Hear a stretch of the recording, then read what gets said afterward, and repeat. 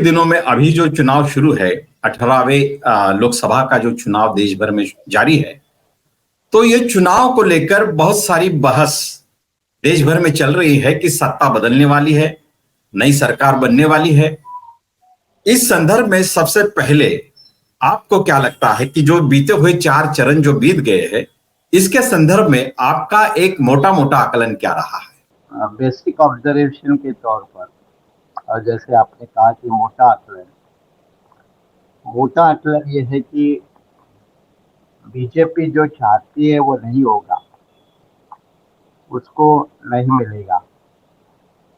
इसका मतलब ये क्लियर है कि बीजेपी जो समझ रही है कि हम 400 पार करेंगे, तो मुझे नहीं लगता कि बीजेपी को ये संभव है। उसके 2-3 प्रमुख कारण हैं कि एक तो 10 साल बीजेपी का, इस सरकार का एक लंबा कालखंड चला है, तो नेचुरली कुछ हिस्सों में उसकी एंटी इनकम्बेंसी भी उनको देखने को मिलेगी। दूसरा कि पिछली बार जब उन्होंने 303 के आंकड़े हासिल किए थे, तो उन आंकड़ों को पकड़कर और 100 सीटें बढ़ाने के लिए क्या बीजेपी के लिए पॉलिटिकल स्पेस अवेलेबल है? और मुझे जहां तक लगता है कि वो 100 सीटों की पॉलिटिकल स्पेस बीजेपी के लिए पूरे देश भर अवेलेबल नहीं है। और इसलिए जो बीजेपी का जो दावा है कि हम अपने बलबूते पे 370 और एनडीए करके 400 या 400 पार, ये जो दावा है वो सच नहीं होता दिख रहा है। और शायद ये बीजेपी को भी एहसास होने लगा है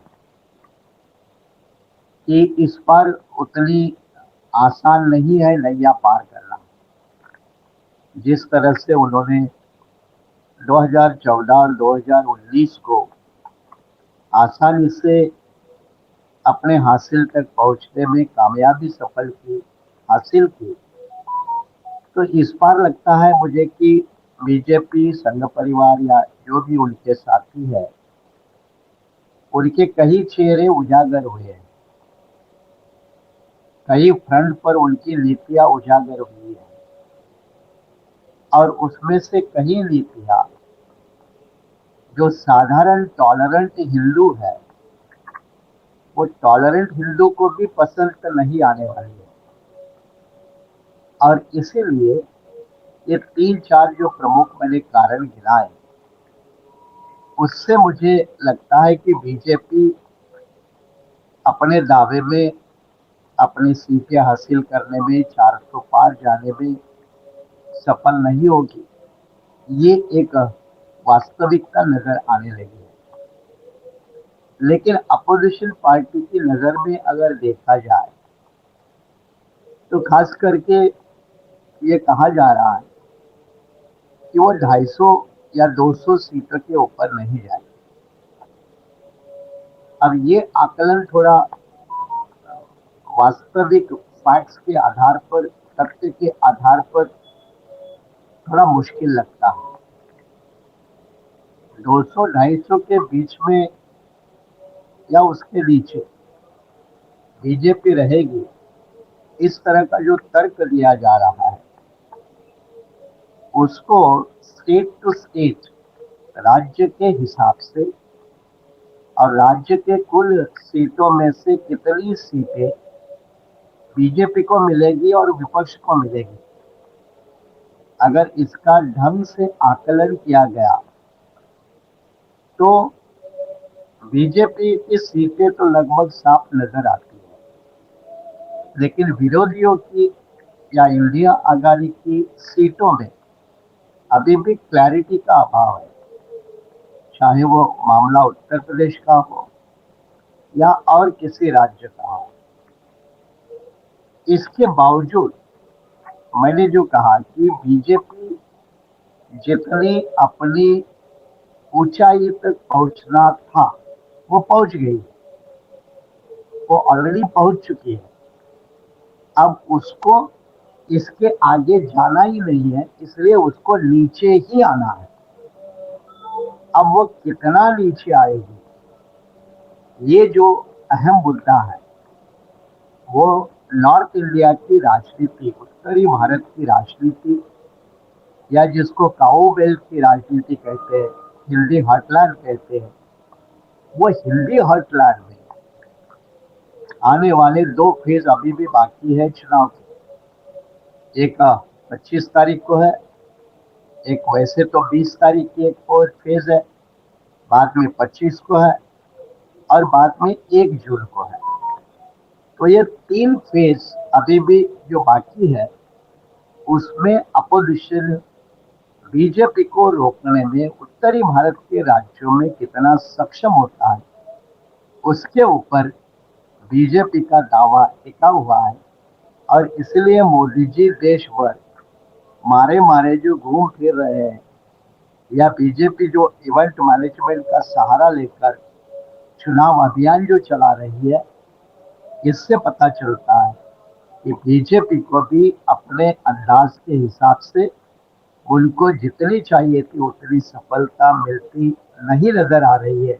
और इसलिए बीजेपी वाले भी अंदर से ज्यादा परेशान है और इसलिए वो धर्म फिर बाकी बातें इनका सहारा लेकर नैया पार करने की कोशिश में लगे हैं। अभी जो चुनाव चल रहे हैं ये लोकसभा के चुनाव में हम देखते हैं कि एक तरफ एनडीए की आघाड़ी है, दूसरी तरफ इंडिया की आघाड़ी है, लेकिन इसके बावजूद बहुत सारे राजनीतिक दल जो है अलग अलग राज्यों में जिनकी सत्ता भी रही है उसके बावजूद, और बहुत सारे दल है जैसे आपका महाराष्ट्र में आपका बीआरएसपी है, ये सारे दल जो लड़ रहे हैं, तो क्या अगर सत्ता परिवर्तन होता है, सत्ता बदलती है, तो क्या ये जो खुद अपनी बलबूते पे जो राजनीतिक दलें लड़ रही है वो कहीं ना कहीं आने वाले दिनों में इंडिया आघाड़ी का हिस्सा बन सकती है अगर सत्ता बदलाव होता है तो?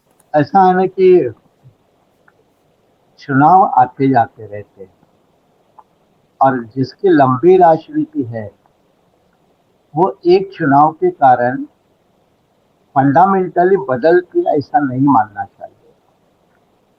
हाँ, जिनकी टेम्पररी पॉलिटिक्स है वो एक चुनाव से प्रभावित होती है, बदलती है, ये एक बात ध्यान में रखनी चाहिए। दूसरी बात, जिन राजनीतिक दलों के अपने कुछ आइडियोलॉजिकल फाउंडेशन है, कुछ वैचारिक सिद्धांत है, और अगर वो वैचारिक सिद्धांत आइडियोलॉजिकल फाउंडेशन के साथ चलना चाहेंगे, बरकरार रखेंगे, तो वो अपना बेसिक छोड़कर इधर उधर कभी भी नहीं जा सकते। इस सच्चाई को भी हमने स्वीकारना चाहिए। जैसे लेफ्ट को हम समझ सकते हैं इस मामले में कि लेफ्ट में भी अपनी आइसोलेटेड पॉलिटिक्स के कारण बहुत सी जगह खोई है और अन्य भी कारण है। लिबरलाइजेशन के दौर में लेफ्ट पॉलिटिक्स का सस्टेन होना एक बड़ा चैलेंज था। ये कई कारणों की वजह से, या लेफ्ट का कांग्रेस के साथ मिलकर 10 साल सत्ते में रहना, तो कांग्रेस के साथ साथ लेफ्ट को भी उसकी कीमत चुकानी पड़ती है या चुकानी पड़ी है।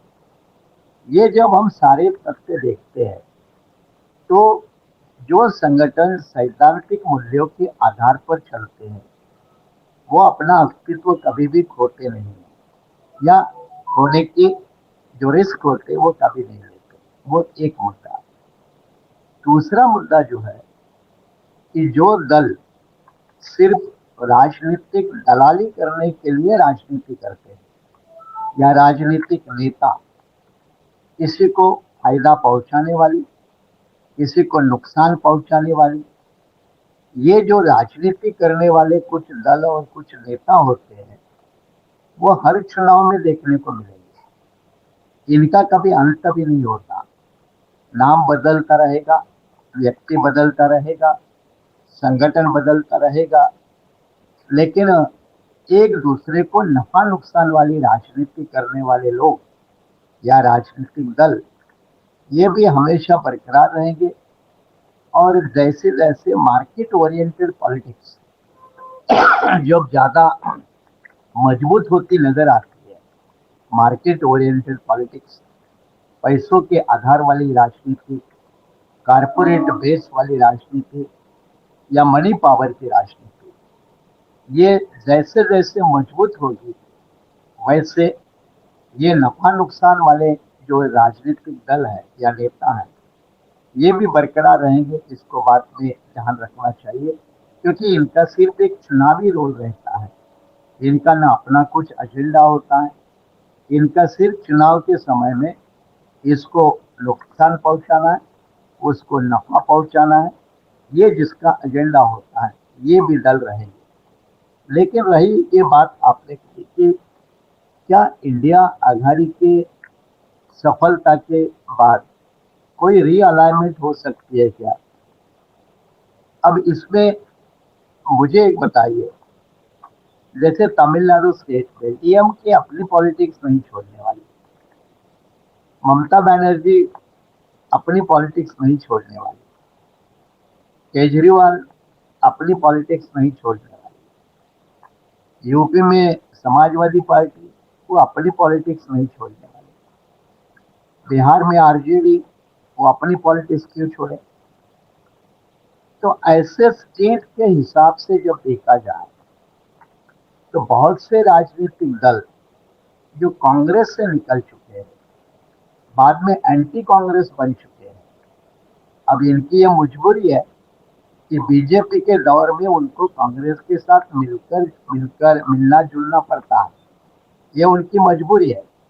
फिर भी देखिए, राहुल गांधी के खिलाफ सीपीआई लड़ रही है वायनाड में, या केरला में लेफ्ट वर्सेस कांग्रेस यूडीएफ, यही संघर्ष है, या बंगाल में ममता के खिलाफ है, या फिर उत्तर प्रदेश में कांग्रेस जैसे पार्टी को बहुत कम सीटें, जिंदगी में शायद मुझे पहली बार वो सिर्फ 16 या 17 सीटों पे लोकसभा चुनाव लड़ रही है। तो वो समझौते इतने भी होंगे, फिर भी ये रीअलाइनमेंट की जो बात कही, जिसका शिगुफा हाल ही में एनसीपी के नेता शरद पवार जी ने महाराष्ट्र में छोड़ा, मुझे नहीं लगता कि ज्यादा रीअलाइनमेंट होगी। क्यों नहीं होगी, इसका एक और फंडामेंटल कारण है। वो कारण यह है कि इंडिया आघाड़ी के भी जो बड़े दल हैं, वो भी अपनी अपनी पारिवारिक विरासत को संभालने में लगे हैं। नंबर एक, अपनी राजनीतिक जमीन वो दूसरे छोटे दलों के साथ शेयर करने के लिए तैयार नहीं है।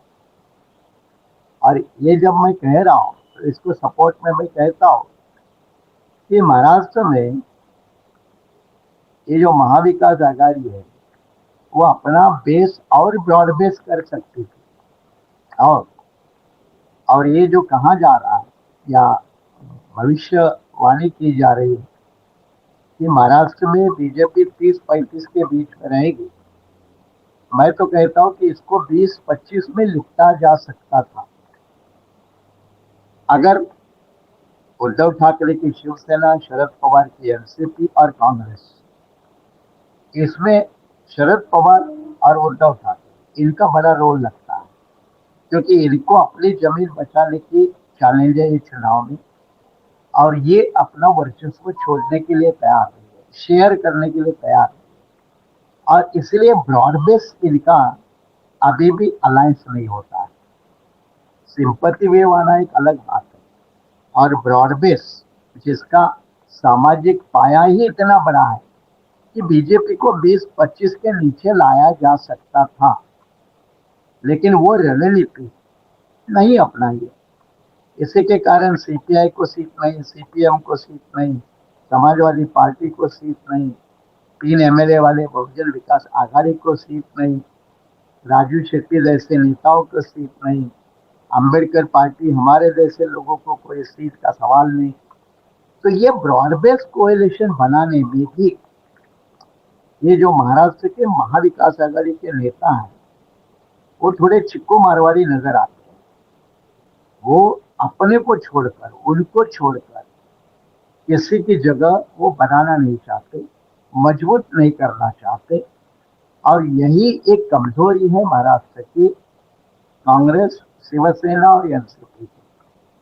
तो इनकी कीमत इनको चुकानी पड़ने के कारण ही बीजेपी अगर 25 के ऊपर गई महाराष्ट्र में, तो मैं इसको कहता हूँ बीजेपी की सफलता नहीं है, ये शरद पवार, उद्धव ठाकरे और कांग्रेस के नीति की विफलता होगी, असफलता होगी। अगर बीजेपी महाराष्ट्र में 25 के ऊपर गई, अब ये कहने की हिम्मत भी चाहिए। बहुत से एंटी बीजेपी के नेताओं को नैरेटिव बिल्डअप करने का शौक है, लेकिन रियलिस्टिक हालात बताकर गलत करने वाले पार्टी या नेताओं को भी उतने ही दमखम के साथ कहना कि आपकी नीति गलत है, चाहे पत्रकार हो, चाहे सेफोलॉजिस्ट हो, चाहे राजनीतिक सक्रिय व्यक्ति हो, इनमें यह दमखम होना चाहिए।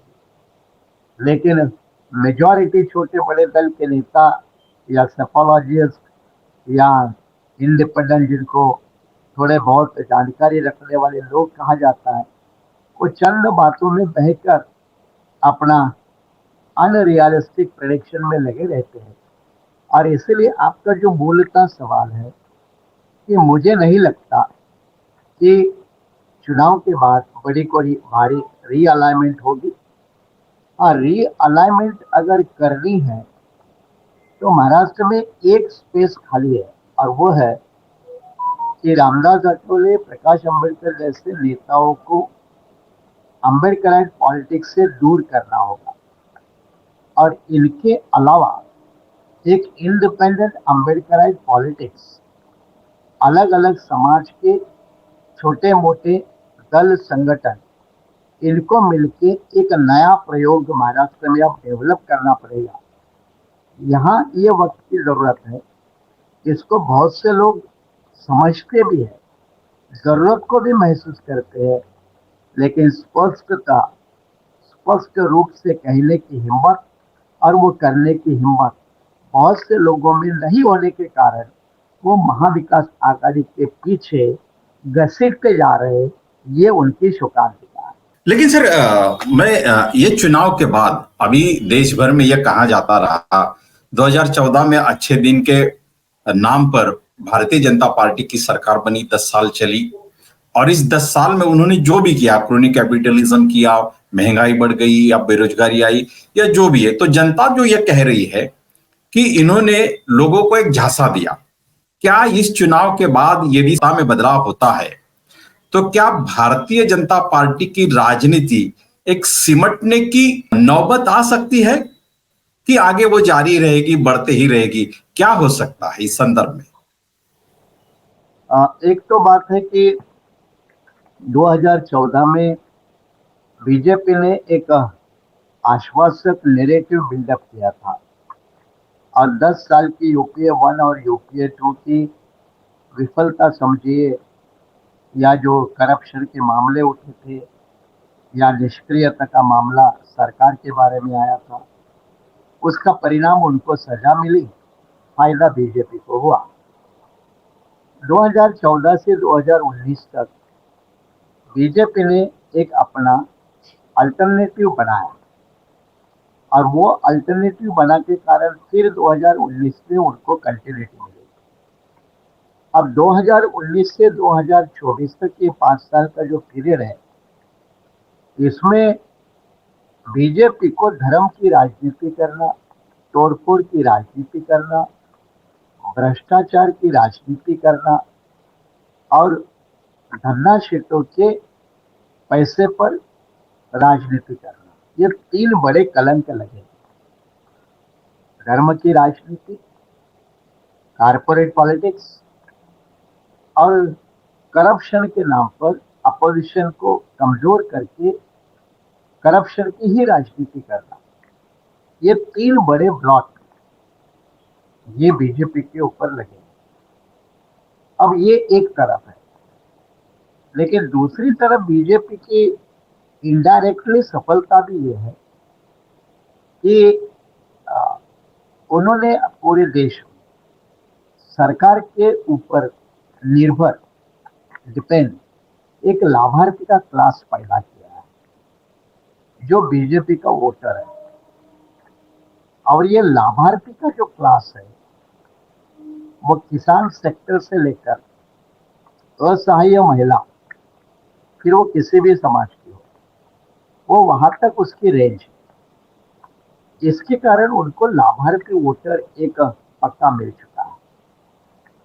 और तीसरा, बीजेपी का एक एडवांटेज वाला जो फैक्टर है वो है उनकी धर्मवाद के आधारित राष्ट्रवाद की राजनीति। धर्मवाद के आधार पर राष्ट्रवाद की राजनीति, इसमें बड़ी स्पेस बीजेपी ऑक्युपाई करती है। ये तीन जो फैक्टर है वो बीजेपी को एडवांटेज देते हैं और ये एडवांटेज कांग्रेस के ऊपर भी, इंडिया ब्लॉक के ऊपर भी हावी होते हैं। अब ये अलग बात है कि तमिलनाडु में वो फैक्टर नहीं दिखेंगे, केरला में वो फैक्टर नहीं दिखेंगे, क्योंकि उन स्टेट का पॉलिटिक्स का आधार ही अलग है।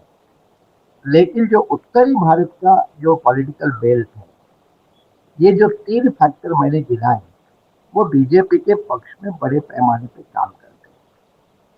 अब इस वास्तविकता में महंगाई जैसे मुद्दे ये बाजू पड़ते हैं। प्राइस राइज, लोगों की मूलभूत पूर्ति करना, जरूरतों की पूर्ति करना, ये कम पड़ते हैं। इसके बावजूद जो मिडिल क्लास तबका है, मिडिल क्लास, ये मिडिल क्लास तबका बड़े पैमाने पे धर्मवाद की, राष्ट्रवाद की राजनीति के कारण कांग्रेस के बजाय बीजेपी के साथ जाना पसंद करता है। बीजेपी उसमें सफल भी है।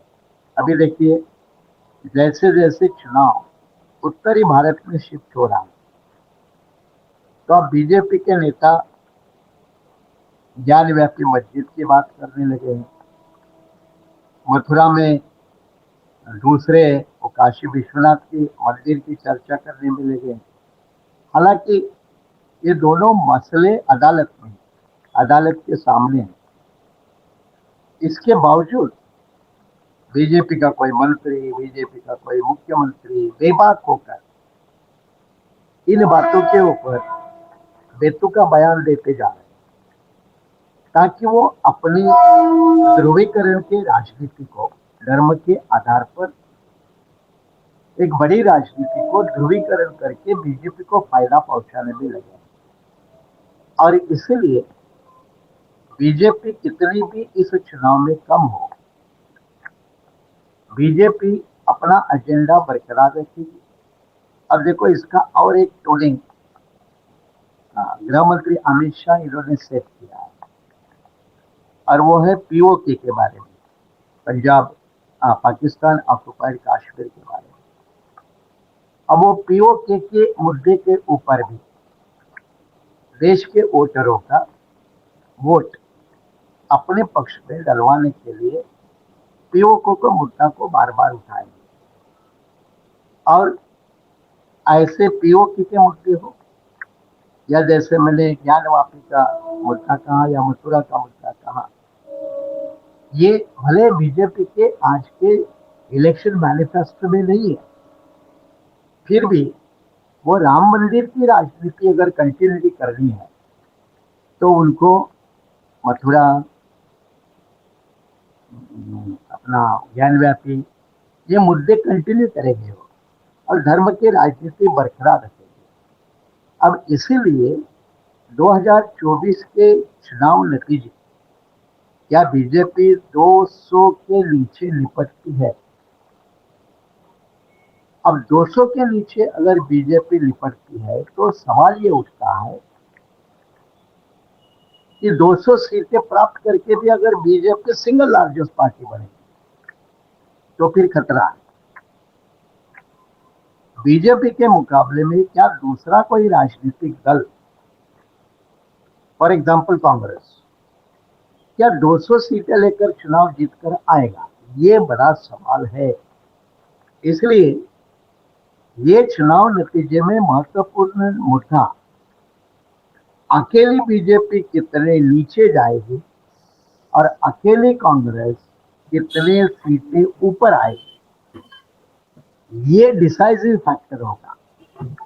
क्योंकि इसके आधार पर सेंट्रल गवर्नमेंट में किसकी सरकार बनेगी ये तय होगा। इसके आधार पर राष्ट्रपति इसको सरकार बनाने के लिए निमंत्रण देगा, ये कानूनी फैसला तय होगा। और इसीलिए रियलिस्टिक असेसमेंट अगर आप करें, कानूनी पक्ष को ध्यान में ले ले, तो सिंगल लार्जेस्ट पार्टी करके अगर कांग्रेस बीजेपी से ज्यादा सीटें लेकर आ सकती है, सिंगल लार्जेस्ट पार्टी करके, अलायंस नहीं, सिंगल लार्जेस्ट पार्टी करके अगर कांग्रेस बीजेपी से ज्यादा सीटें लेकर आ सकती है, तो ही बीजेपी का इस चुनाव में हार होना पक्का है। वरना वो सीटें कम होकर भी सिंगल लार्जेस्ट पार्टी बनी रहेगी, तो फिर नुकसानदायक हो। लेकिन सर, ये सिंगल लार्जेस्ट पार्टी का जो आपने सवाल उठाया है, ये सिंगल लार्जेस्ट पार्टी को ही राष्ट्रपति ने सरकार बनाने को न्योता देना चाहिए। यह परंपरा के.आर. नारायणन राष्ट्रपति बने तब तक चली रही, लेकिन उसके बाद जो दौर आया, किसी भी दल को पूरा बहुमत हासिल नहीं हो सका, तो उसके बाद एक बात आई कि जो राजनीतिक दल एक चुनाव एक गठबंधन करके आएगा और सिग्नेचर देगा, मेंबर ऑफ पार्लियामेंट को बहुमत अपना देगा, देकर रखेगा, उन्हीं को बुलाया जाएगा। उसके बाद एक ऐसा तय हुआ उसी दौर में कि जो इलेक्शन पूर्व, निवडणूक पूर्व जो अलायंस होती है, अगर उनका बहुमत आता है तो उनको बुलाना चाहिए। परंपरा पड़ चुकी है। अभी यह परंपरा और एकाएक जब ये कोई आश्वासित नहीं है कि हमारे पास बहुमत है, ये कोई तय नहीं है, फिर वो जो खरीद फरोख्त का जो धोखा रहता है बना हुआ, उसको और बढ़ावा दे, ये कहां तक ये बात न्यायपूर्ण रहेगी। इसलिए राष्ट्रपति ने भी इसमें क्या सोचना चाहिए, इस बारे में आप क्या कहोगे? परंपरा को अपने देखना चाहिए, ऐसा मुझे लग रहा है। न्यायपूर्ण क्या और अन्यायपूर्ण क्या, इसका फैसला अदालत करेगी। इसका फैसला ना आप करेंगे, ना मैं करूंगा, ना कोई तटस्थ आदमी कर पाएगा। ये एक बात। दूसरी बात कि राष्ट्रपति बीजेपी का ही है, इस बात को हमने भूलना नहीं चाहिए। अब कानूनी संवैधानिक रूप से हम कितने भी कहते रहे कि राष्ट्रपति किसी दल का नहीं होता है, वो पार्टी पॉलिटिक्स के अभाव होता है, ये कहने के लिए ठीक है। वास्तविकता क्या है? वास्तविकता ये है कि देश में राष्ट्रपति हो या राज्यपाल हो, ये ऊपर नहीं उठे हैं। ये दलगत राजनीति के शिकार लोग हैं। और जिस तरह का पिछले 2-3 साल से वर्तमान राष्ट्रपति का व्यवहार है, मुझे नहीं लगता उनमें वो हिम्मत है कि ऐसे मौके पर वो संवैधानिक नैतिकता को ध्यान में रखकर वो कोई फैसला करेगी। इस सच्चाई को हमने स्वीकारना चाहिए, नंबर 1।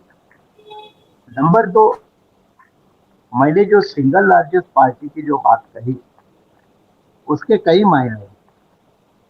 मायने ये है कि अपने देश की अन्य राजनीतिक दलों की राजनीति सेंटर के ऊपर डिपेंड रहती है। सेंटर में किसकी सरकार बनने वाली है,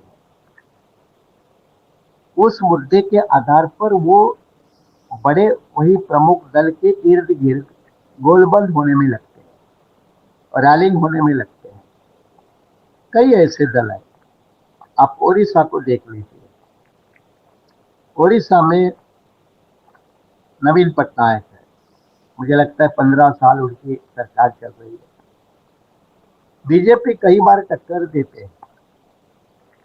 अभी तो नवीन बाबू के बारे में स्वयं मोदी ने भी कहा कि उनको अपने ओडिशा राज्य के जिलों के भी नाम पता नहीं है। अब ये अलग बात है कि मोदी ने भी जिलों की राजधानी पूछकर बड़ी गलती की, वो एक दूसरी बात है। नवीन बाबू के ऊपर बीजेपी के हमले होने के बावजूद भी अगर बीजेपी सिंगल लार्जेस्ट पार्टी बनती है तो नवीन बाबू का झुकाव केंद्र में बीजेपी की तरफ होता है।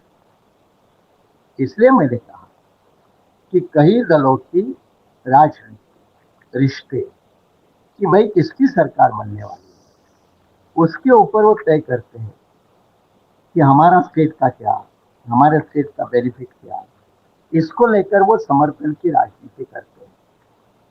और इसीलिए ये जो आपने कहा कि अलायंस पॉलिटिक्स को भी ध्यान में रखना चाहिए, लेकिन इसका फैसला राष्ट्रपति करता है और इस मामले में राष्ट्रपति ही फैसला लेता है। और मैंने कहा कि राष्ट्रपति अभी भी दलगत राजनीति से ऊपर नहीं है, वो पॉलिटिकल फैसला ही होता है, कोई संवैधानिक या कानूनी फैसला नहीं होता। कई राज्य ऐसे हैं जो, अब मैं आपको उदाहरण के तौर पे ममता बनर्जी का उदाहरण देता हूँ। देखो, ममता बनर्जी जिस तरह से शुरू में एंटी बीजेपी इंडिया अलायंस का बढ़ चढ़ के हिस्सा रही, क्या आज वो है? और उसका जवाब जिस तरह से 6 महीने पहले हम डट के देते थे, क्लियर कर देते थे, क्या आज आप क्लियर कर दे सकते हो? मुश्किल में। कई ऐसे चीफ मिनिस्टर हैं, पार्टियां हैं, संगठन हैं जो अपने आप को एंटी सेंटर अपोजिशन का बड़ा रोल करना नहीं चाहते, क्योंकि उनको अपनी स्टेट की पॉलिटिक्स में ज्यादा रुचि होती है और अपने स्टेट की जो कॉन्स्टिट्यूएंसी है वो खोना नहीं चाहते। वो लोग उसके ऊपर पकड़ बना के रखना चाहते हैं। फिर विकास के नाम पर, लोगों के सुविधा के नाम पर, सेंटर की हेल्प के नाम पर, प्रोजेक्ट के नाम पर कई सारे मुद्दे आते हैं जो उनके साथ सेंटर के साथ करना पड़ता है। जैसे हाल ही में अभी देखिए तेलंगाना में कांग्रेस के श्री अमित, लेकिन उन्होंने भी सीधे सीधे anti Modi, anti central government की राजनीति को वो खारिज करते हैं, क्योंकि नहीं, वो बड़े भाई है। बड़े भाई क्यों है? क्योंकि उनको स्टेट की अपनी बातें परस्यू करने के लिए सेंटर के ऊपर डिपेंड होता है। इसलिए सेंटर में सरकार बनाने में किसी दल का बड़ी संख्या में आना और उसके लिए बहुमत आंकड़ों से दूर रहना, तो अपनी संख्या के आधार पर बड़े आंकड़े में पहुंचना, ये एडवांटेजस फैक्टर है। और इस एडवांटेजस फैक्टर के कारण बाकी अन्य पार्टियां गोलबंद होती है। और इसीलिए मैंने कहा इस चुनाव में एक ही मुद्दा डिसाइड करेगा, क्या कांग्रेस पार्टी बीजेपी से ज्यादा सीटें जीतेगी, और अगर जीतेगी तो ही बीजेपी चली जाएगी, वरना मुश्किल। लेकिन सर, इस चुनाव में जो अहम पहलू अगर हम देखें तो अम्बेडकराइट पॉलिटिक्स जो है या दलितों का पॉलिटिक्स जो है, तो कहीं ना कहीं जीतन मांझी को लेकर चिराग पासवान, रामदास अठावले, जोगेंद्र कवाड़े, बहुत सारे जो नेता रहे वो बीजेपी के खेमे में रहे। दूसरी ओर जो इंडिया आघाड़ी जो बनी उस समय, उसके बाजू में न बहुजन विचार वाली पार्टियां है, ना दलित पार्टियां है। तो ये जो फासला बना है, और इसी दौर में चुनाव प्रचारों में राहुल गांधी ने ये बात बहुत जम के कही कि SC ST OBC और माइनॉरिटी की जो बात कही, तो कहीं ना कहीं ये जो जन आधार है अम्बेडकराइट और बहुजनवादी पार्टियों का, तो ये कहीं ना कहीं खिसकने का धोखा इस चुनाव में कहीं ना कहीं आपको नजर आ रहा है। क्या कहोगे इस संदर्भ में आप? हाँ चंद्रकांत जी, आपके प्रश्न के साथ लोकतंत्र और संविधान के मुद्दे को भी जोड़ देना चाहिए, क्योंकि जब हम अम्बेडकरवादी अम्बेडकराइट पॉलिटिक्स की बात करते हैं तो अम्बेडकराइट पॉलिटिक्स के लोग, नेता, कार्यकर्ता, पदाधिकारी जनता भले सत्ता में नहीं है, सत्ता से वो कोसों दूर है, लेकिन उनको उनका एक लोकतंत्र और संविधान के साथ एक रिश्ता है, एक इमोशनल बॉन्ड है। और इसी मुद्दे को कांग्रेस आजकल भुनाने में भी लगी है कि लोकतंत्र और संविधान खतरे में है, और इसलिए तमाम सारे बहुजनवादी अम्बेडकरवादी लोगों ने इंडिया आज़ादी का साथ देना चाहिए।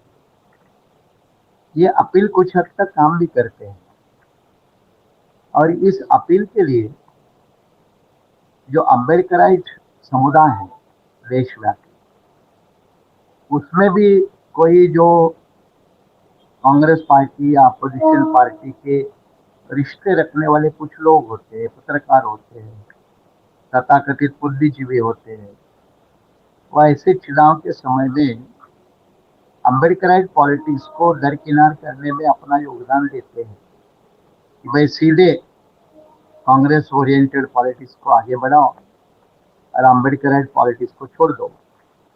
ये इस तरह की भी एक विचित्र रचना पिछले 2019 से बड़े पैमाने पे सामने आ रही है, और इसका खामियाजा महाराष्ट्र जैसे प्रोग्रेसिव स्टेट को भी, जहाँ से फुले शाहू अम्बेडकर या कांशीराम जी की भी ट्रांसफॉर्मेटिव पॉलिटिक्स है, राजनीति है, जो बड़े पैमाने पर यहाँ से खड़ी हुई, देश भर फैली, उसी को ही वहाँ सुरुंग लगाया जाता है।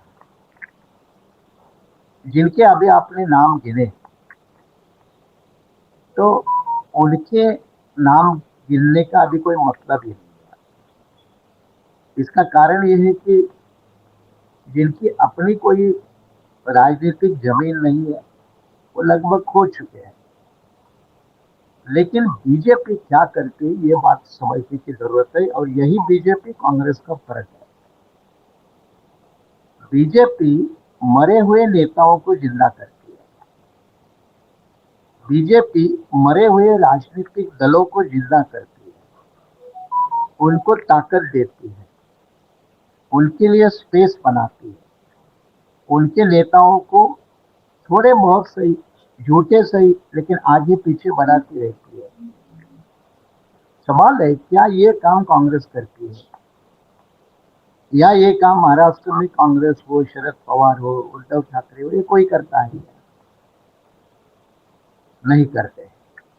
इसका कारण ये है क्योंकि ये लोग अपनी ही जमीन मजबूत करने में लगे, पारिवारिक जमीन और राजनीतिक जमीन। ये अपनों के अलावा किसी को बांटना नहीं चाहते, उसमें कोई पार्टनर नहीं चाहते। कांग्रेस भी अपनी खोई हुई जमीन वापस लेने में लगी है। नहीं तो कांग्रेस का एक समय पूरा मुसलमान, पूरा दलित, पूरा आदिवासी आंख बंद करके वोटर था ना, ये खिसक गए और कांग्रेस धराशायी हो गई। कांग्रेस कभी भी, भले वो लीडरशिप सवर्णों के हाथों में रही, लेकिन कांग्रेस का मूलतः वोटर ये दलित, आदिवासी, पिछड़ा, अति पिछड़ा और मुसलमान, यही लोग रहे ना। वोटर खिसके, कांग्रेस खिसक गई।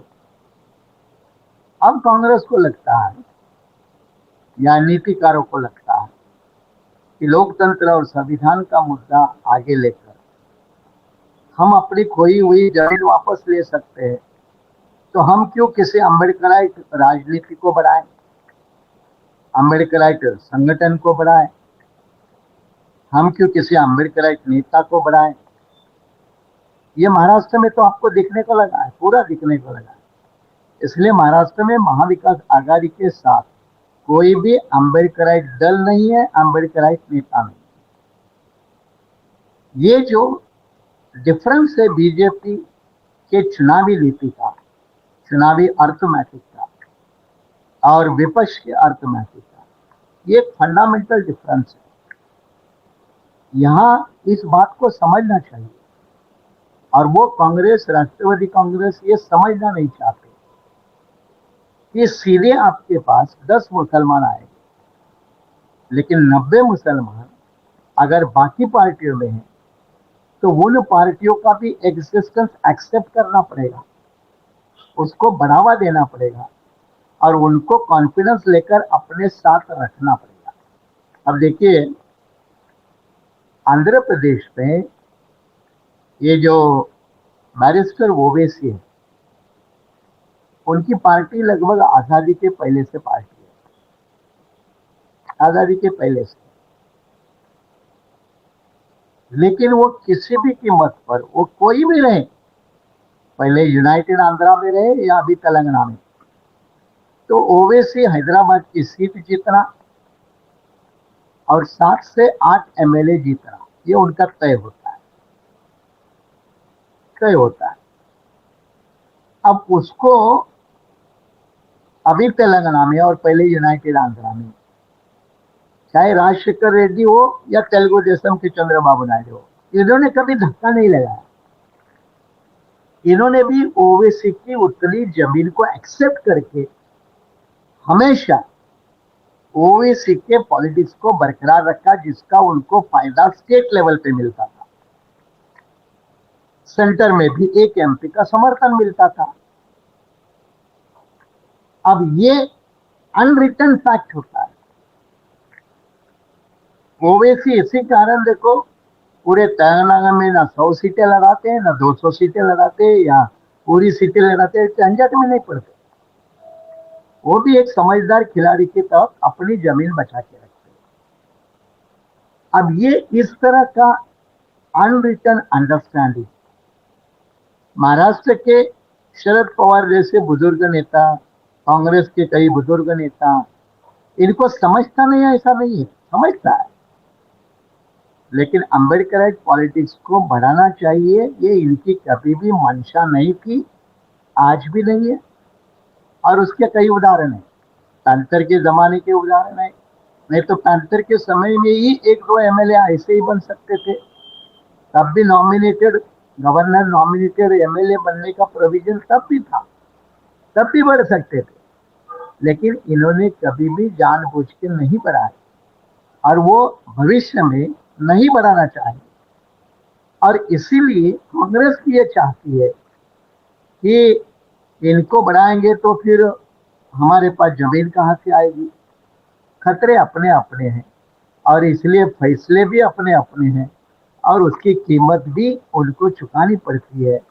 और एंटी बीजेपी पॉलिटिक्स दलों को उसकी कीमत चुकानी पड़ती है। ये कई बार साबित होता हुआ दिखता है। सर, इस चुनाव में जो है वो सही आकलन है या गलत है, आपके हिसाब से वो कैसा है ये भी बताओ। लेकिन संविधान में बदलाव या संविधान बदलना चाहते हैं, एक साइड में भाजपा के कई सांसद ये बात कहते रहे, दूसरी ओर कांग्रेस और इंडिया आघाड़ी ने यह बात कही कि हम संविधान बचाव के लिए लड़ रहे। और जैसा आपने जिक्र भी किया कि संविधानवादी समूह भी इस चुनाव में काफी अहम रह चुका है। संविधान सभा को लेकर अभी तक इन्हें 4 लोगों ने अगर तब विरोध किया हो संविधान का, तो यदि भाजपा को कुछ सीटें मिलती है, 150 मिलती है या 200 मिलती है, तो ये जो सीटें हैं, जो परसेंटेज ऑफ वोट है, तो क्या ये परसेंटेज ऑफ वोट ये संविधान विरोधी भावना वालों का रहेगा, ऐसा मानना पड़ेगा, या क्या रहेगा? इसका सही आकलन क्या कर सकते हैं? चंद्रकांत जी, इसका ग्रासरूट ओरिएंटेड आकलन करने की जरूरत है। हम हवा के ऊपर हवाई बात करके आकलन नहीं कर सकते। इसके लिए मूल मुद्दे को समझना चाहिए। मूल मुद्दा क्या है? मूल मुद्दा यह है कि हम संविधान को बदल देंगे। ये मुद्दा अपील किसको करता है? किसको करता है?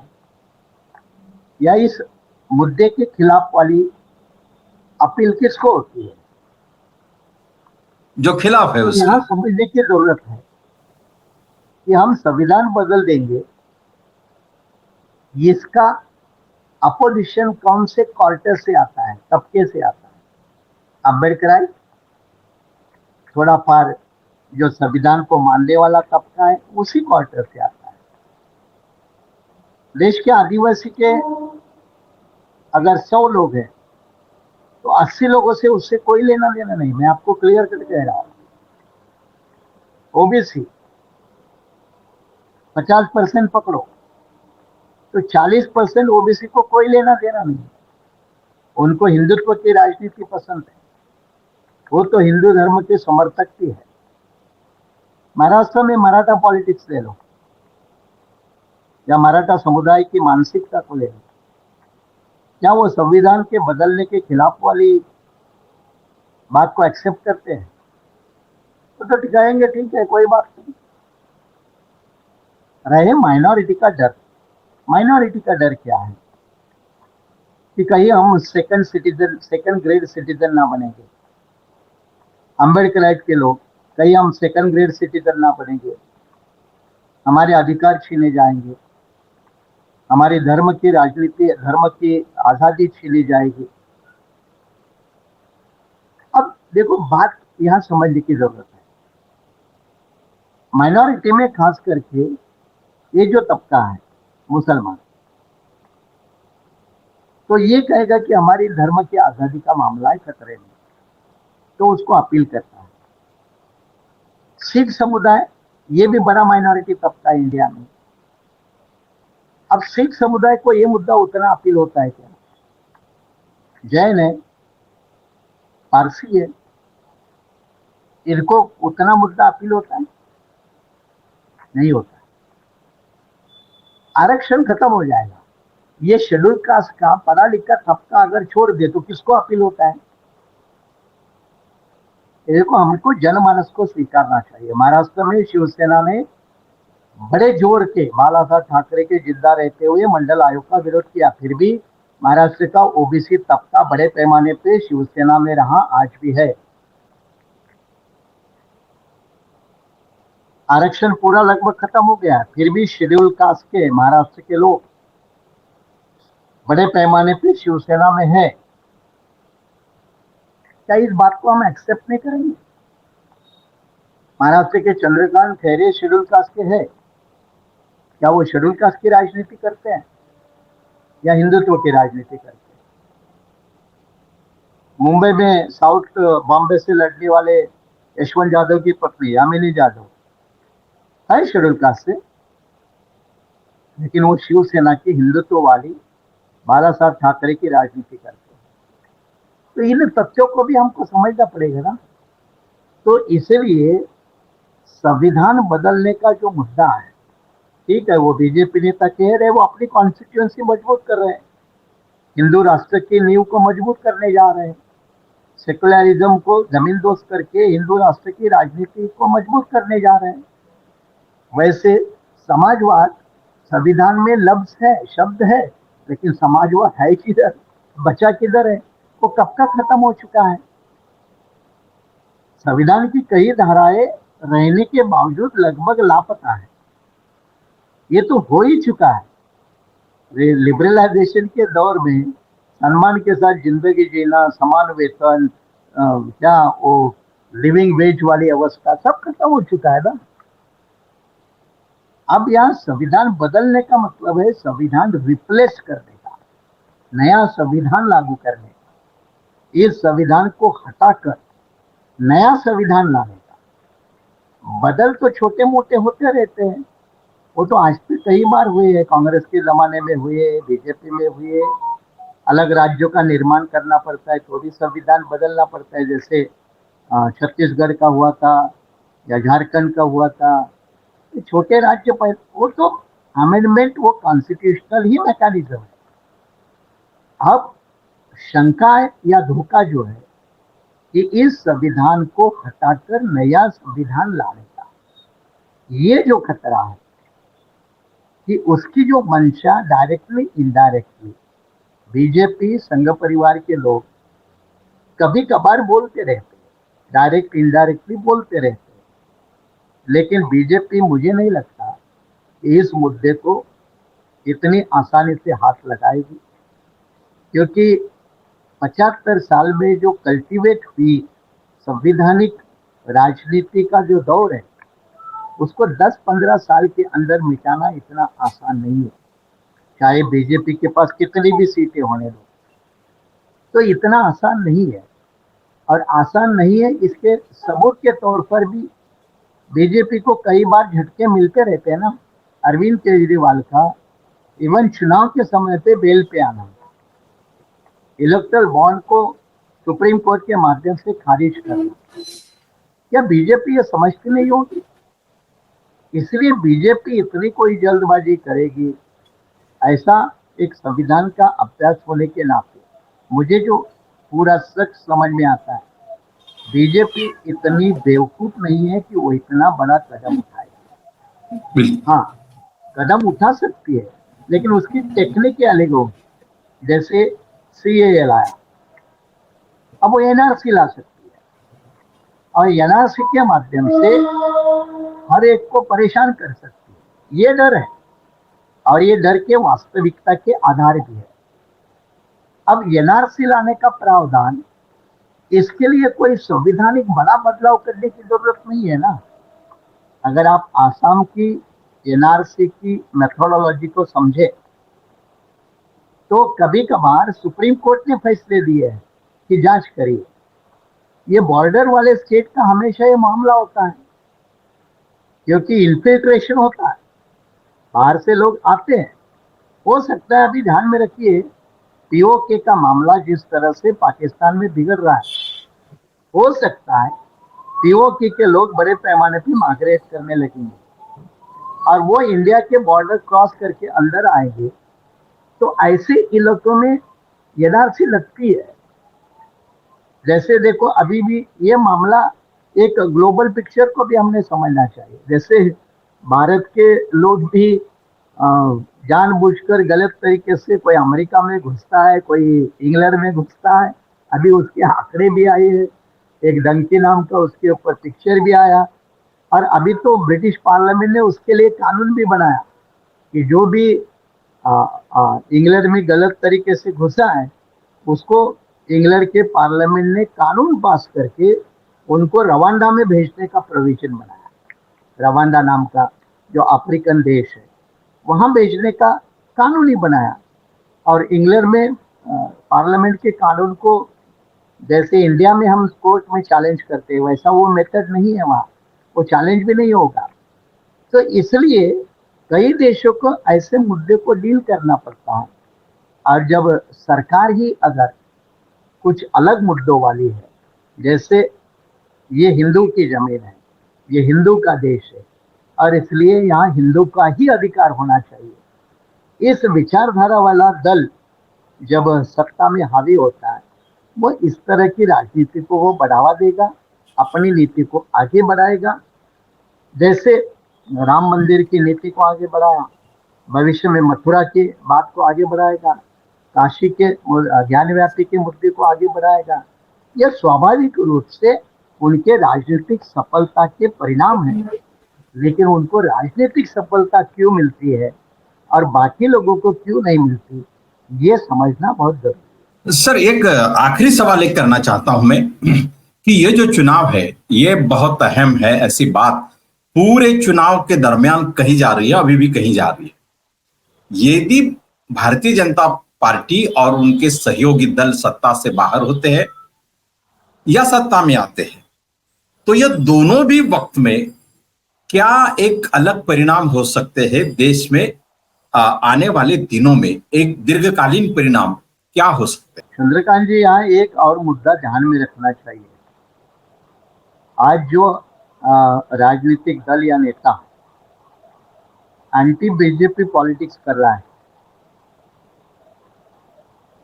जरूरी नहीं वो चुनाव के बाद वो एंटी बीजेपी पॉलिटिक्स करेगा, वो प्रो बीजेपी भी पॉलिटिक्स कर सकता है। ये मुद्दे को गहराई से समझे। महाराष्ट्र में भी इस बात को गहराई से समझना पड़ेगा, क्योंकि बीजेपी के राजनीति के कारण जिन जिन राजकीय दलों की, मैं कह रहा हूं पॉलिटिकल पार्टी की,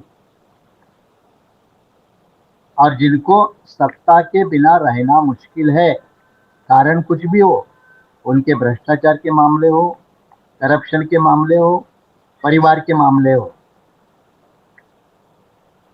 उनके लिए इन सब चीजों के बचना इसलिए हो सकता है चुनाव नतीजों के बाद वो पाला बदलकर बीजेपी में भी जा सकते, इस बात को आप नकार नहीं सकते और रियलिस्टिक होने के नाते नकारना भी नहीं चाहिए। तो ये भी एक रीअलाइनमेंट की पॉसिबिलिटी है।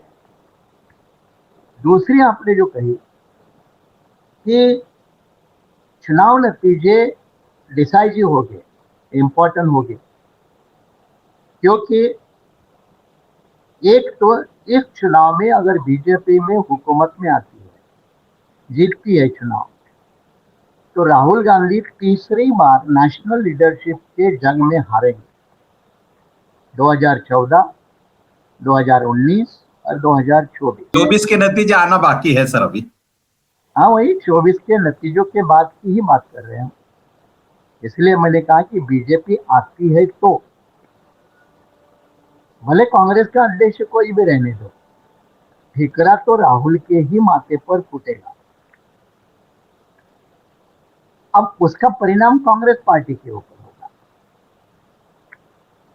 और इसीलिए देखो, अब आसाम का मुख्यमंत्री ओरिजिनली कांग्रेस वाला है, वह बीजेपी का नेता है।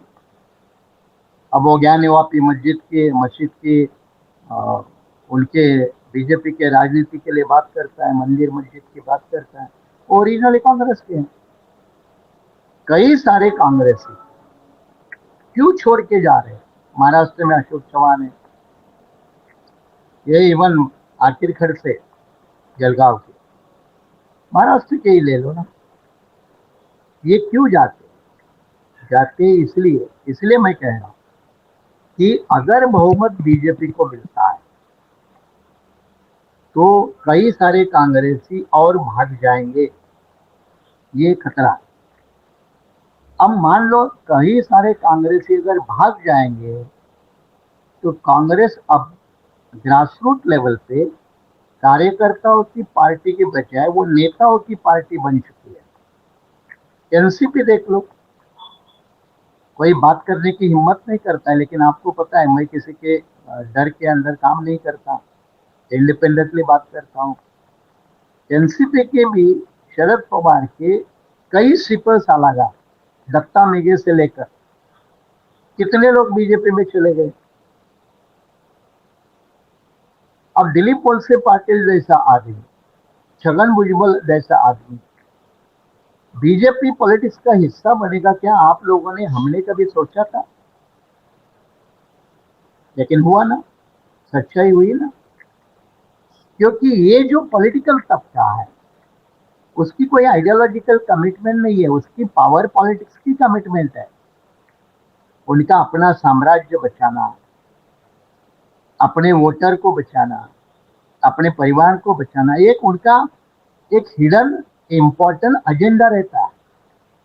कोई जेल से डरता है, उनका एजेंडा है। और इसीलिए ये चुनाव नतीजे मायने रखते हैं। लेकिन जैसा आपने कहा कि बीजेपी अगर जीतती है, जीतेगी या नहीं ये 4 तारीख को फैसला आएगा। अगर जीतती है तो कांग्रेस के नेशनल पॉलिटिक्स के ऊपर सवाल खड़ा होगा, रीजनल पॉलिटिक्स डेवलप हो जाएगी, स्टेट पॉलिटिक्स डेवलप हो जाएगी, रीजनल एस्पिरेशन का रूप पॉलिटिकल फोर्स में दिखेगा। और बीजेपी फिर नेशनल लेवल पे, जैसे शुरू के 25 साल में कांग्रेस के खिलाफ कोई नेशनल लेवल पे दल ही नजर नहीं आता था, वो हालत बीजेपी को एडवांटेज मिल सकता है। इसलिए बीजेपी कोई जल्दबाजी करके संविधान लोकतंत्र से पंगा नहीं लेगी, क्योंकि वो भी सोचते होंगे कि भी अभी भी लंबा चलना है। इसलिए वो ट्रेलर करके बात कर रहे हैं, क्योंकि उनको मालूम है उनको फासला अभी भी बहुत तय करना है।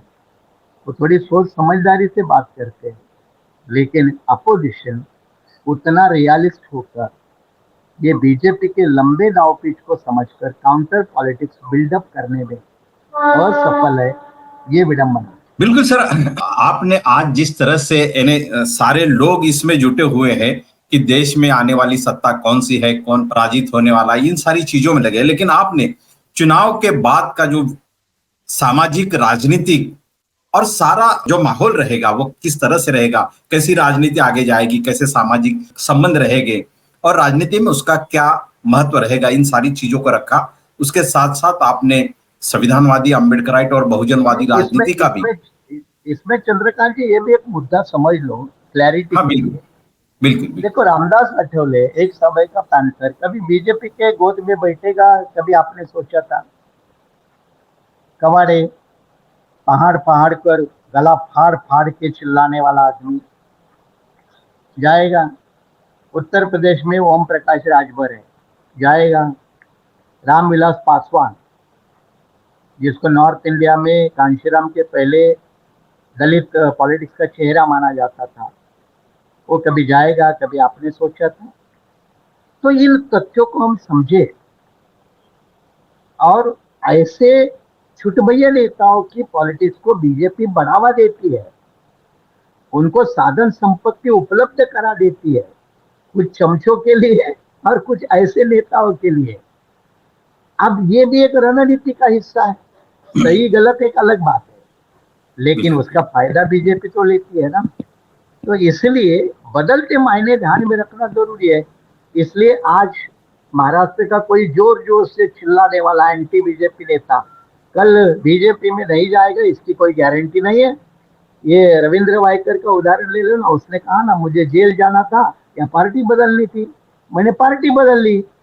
यही समर्थन तो और भी कोई दे सकता है। जाते जाते एक बात मैं थोड़ा सा पूछना चाहता हूं कि ये जो सर अभी जो है 10 साल के बाद जो सत्ता बदलाव में जो एक बात हो रही है, तो कहीं ना कहीं राजनीतिक दलों से ज्यादा मायने वहां जनता ने रखा। तो ये जो अम्बेडकराइट, एक जमाने में अम्बेडकराइट विचारधारा के नेता रहे और आज वो संघ की विचारधारा के राजनीतिक दलों में जाके बैठे हैं, तो क्या समाज को इसके लिए कुछ तैयारी करनी होगी आने वाले दिनों में? अब देखो, ये समाज शब्द है ना, अभी बहुत ढीला हो गया। कौन सा समाज? कौन सा समाज? आपका समाज कौन सा है, उसको डिफाइन करिए ना। दलित जो आरक्षणधारी है। में आरक्षणधारी है तो चमार मातंग आपके अम्बेडकराइट पॉलिटिक्स को मजबूत करता है क्या? तो हम क्यों गलत धारणाओं के पीछे क्यों भागते हैं? हमें रियलिस्टिक असेसमेंट करनी चाहिए। अम्बेडकराइट पॉलिटिक्स ट्राइबल बेल्ट में क्या है अस्तित्व आपका? आप सीधे कहीं ना, जब अम्बेडकराइट पॉलिटिक्स की बात करते हो तो महाराष्ट्र के 7-8% जो भी बौद्ध लोग हैं, अब बौद्ध लोगों में भी आपको आठवले जैसे लोगों को माइनस करना पड़ेगा, कवाड़े जैसे लोगों को माइनस करना पड़ेगा। तो इस बात को हमने समझना चाहिए। देखो, हम ऊपर ऊपर वाले असेसमेंट के मेथड को अपनाते हैं ना, वही हमारा डायग्नोसिस गलत होता है। नालायक को नहीं, लेकिन नालायक जहां कहिए, तब आपको पता चलेगा। पर जहां उत्तर प्रदेश की अगर हम राजनीति देखें, तो बहुजन समाज पार्टी की जो राजनीति है और उनका जो बेस मास रहा वहां पर, वो जाटव रहे। लेकिन इस चुनाव में जाटव जो है, जाटव समाज कहीं ना कहीं बीएसपी से खिसकता जा रहा है और वो सोच रहा है कि कहीं ना कहीं अम्बेडकरी विचारधारा का एक परिणाम बीएसपी में नहीं दिखाई दे रहा है। तो ये भी एक बात हो रही है, इसको भी हम किस लिहाज से देखें? मैं वही तो मैं कह रहा हूं आपको कि जो नेता या जो राजनीतिक दल जेल जाने से डरता है, परिवारवाद से पीड़ित है, प्रॉपर्टीवाद में फंसा है, सीबीआई, इनकम टैक्स, ईडी को डरता है, वो क्या करेगा? रविंद्र वायकर इधर का उदाहरण दिया, मायावती उत्तर भारत की है। इसलिए जो आप जब समाज समाज कह रहे, कई लोग ये हवा में बोल कर रहे समाज समाज समाज। अरे उत्तर प्रदेश में भी 2017 के असेंबली के चुनाव के वक्त 14% जाटव बीजेपी को वोट दे के आया। 2019 में बढ़ा, अभी 24 में तो बढ़ेगा। तो इसलिए समाज की जो कंसेप्ट है ना, अभी समाज का मतलब जितने लोग आपको मानते हैं उतने ही पकड़िए, जो नहीं मानते हैं वो आपकी समाज के कक्षा के बाहर है। और इसमें और कई फैक्टर है, जैसे रीजन के फैक्टर होते हैं, कास्ट सब कास्ट के फैक्टर होते हैं। तो ये समाज की कंसेप्ट भी बड़ी आपको आज के दौर में एक धोखादायक लगती है।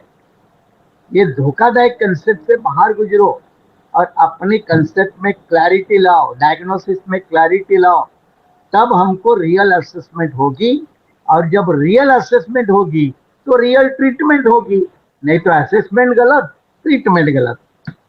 बिल्कुल बिल्कुल, बहुत बहुत धन्यवाद सर, आपने बिल्कुल 1 घंटे से ज्यादा समय में ये विश्लेषण किया और नई बातें भी रखी, और एक आकलन, सही आकलन, केवल संख्यात्मक बारे में ये जीत रहा है वो जीत रहा है ये न देखते हुए एक सामाजिक और राजनीतिक आकलन को आपने नए सिरे से रखा और बहुत समय दिया आपने अपना अमूल्य, इसलिए बहुत बहुत आपका शुक्रिया, धन्यवाद, जय भीम। चलो, आपका भी शुक्रिया, जय भीम।